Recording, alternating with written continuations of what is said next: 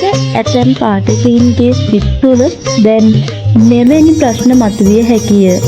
බුදුන්ට මල් පූජා කිරීමේ ගාථාවේ පුප්පම් විලායාති යතා ඉදම්මේ කායෝ තථායාති විනාශ භාවං යන ගාථා පදය තම ආදරණීය එකම දරුවා හදිසියෙම මිය ගිය විට එම මවගේ සිත සංසා ගැනීම සඳහා ප්‍රමාණවත්ම වේද? මේ සඳහා ධම්මචක්ක පවත්තන සූත්‍රයෙහිම පිළිසරණ අවශ්‍ය වේද? මෙහිදී අපට ප්‍රතිචාර වශයෙන් මෙවැනි ප්‍රශ්න මතු කළ හැකිය.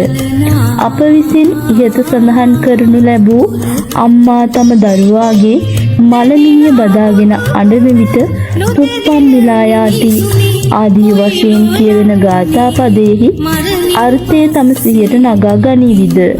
ශ්‍රී ලංකාවේ බෞද්ධයින්ගෙන් අතිවිශාල බහුතරය මෙම ගාථාවේ සිංහල තේරුම හොඳින් දන්නා බවට සැකයක් නැත.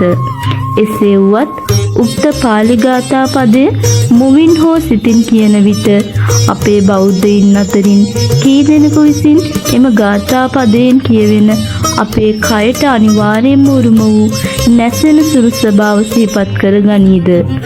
එසේ සිහිපත් කරගන්නා කී දෙනෙකුගෙන් සිත් තුළ කයේ නැසෙන සුළු ස්වභාව පිළිබඳ අදහස කොපමණ කලක් කොපමණ ප්‍රබල ලෙස රැඳී පවතීද?